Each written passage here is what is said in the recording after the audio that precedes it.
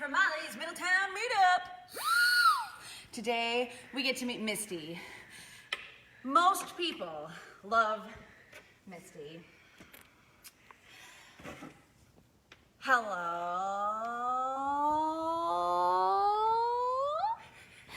This is Misty.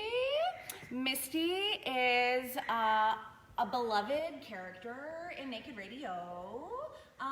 She is a lover of Doctor Who. That is what her hat is about. Her hat is based on the TARDIS in Doctor Who. If you are a fan, the TARDIS is a time-traveling police box. Looks kind of like this. This is Misty's TARDIS collection, and she's also got 2 Daleks. She talks a lot about Doctor Who in the show, and she also calls into the radio pretty often. She is a 7th grade friend of Bart. So Bart is one of the DJs, and Misty and Bart were in the 7th grade together.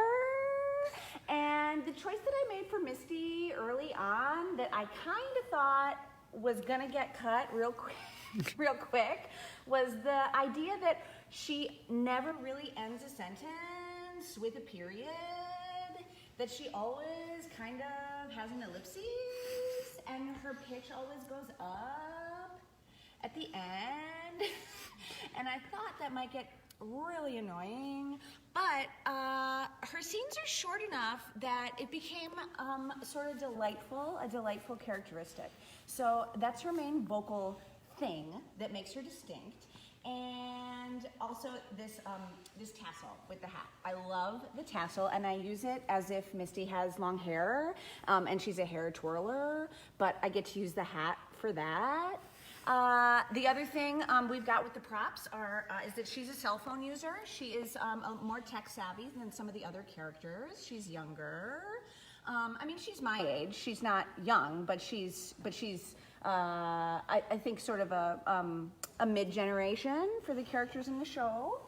And Nina and I picked out this red case because the cell phones, there's a handful of cell phones in the show, and they don't show up as well, as the landlines that are bigger, right?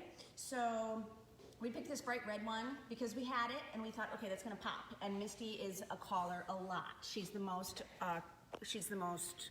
what do you call it? Frequent caller on a cell phone. So she also has National Geographics that she wants to get rid of, that she calls in and tries to sell or trade during trading time, and we hear about those a couple times in the show. But this is sort of her station, and then she has a special instrument that she plays a song on. I'm going to tell you about that.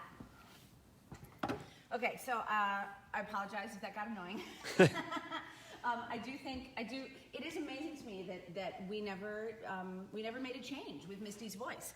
But the way the play breaks down, you get everybody in sort of little snippets. Nobody is with you for 3 minutes at a time. None of these characters on my side of the stage. So I was able to make some pretty bold choices with some of the vocalizations that I didn't have to maintain for too long at once. So Misty's one of those.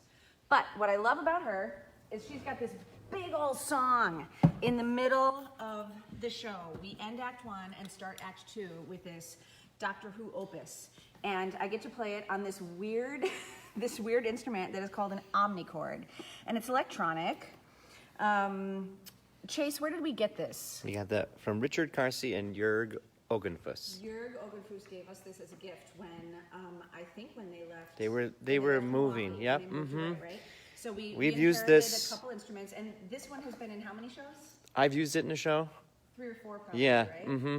It's like not a harpsichord. Auto. It's like an auto harp. It's like an auto harp, but it's sort of like a synthesizer version of an auto harp. So I fire it up, I turn it on, and then if I didn't press any other buttons, I would get this fun samba beat.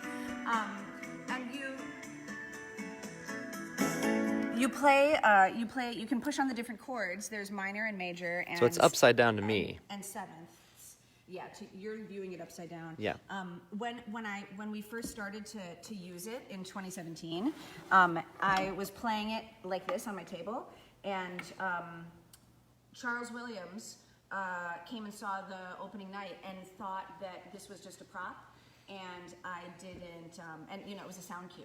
And when Jeff went home and told Charles that, I was really playing this, Charles said, well, we gotta see it. We gotta see it.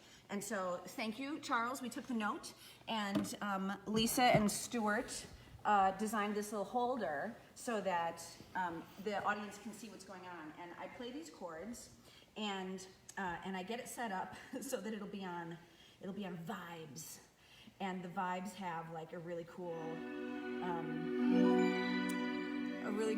what do you call that? Reverby kind of thing, and it's a 5-chord song, and it's all these different patterns of of stuff on the keypad.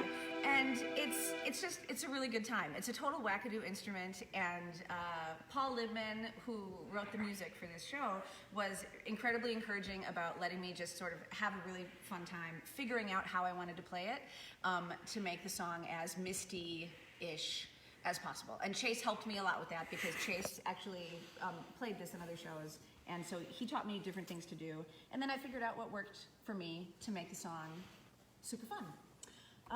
So that's the omnichord, and that is Misty, the character Misty, and she's our sort of, free spirit, but also really comfortable in herself woman. I really, really like her. I didn't talk about her body much. She also, as she does her thing with her hat, she never is still. Her body is a little bit like a wiggly worm as she listens, and that's the other thing I really like about her too. She's one of my favorites, and on Thursday we will introduce you to another character that is a fan of Misty within the play.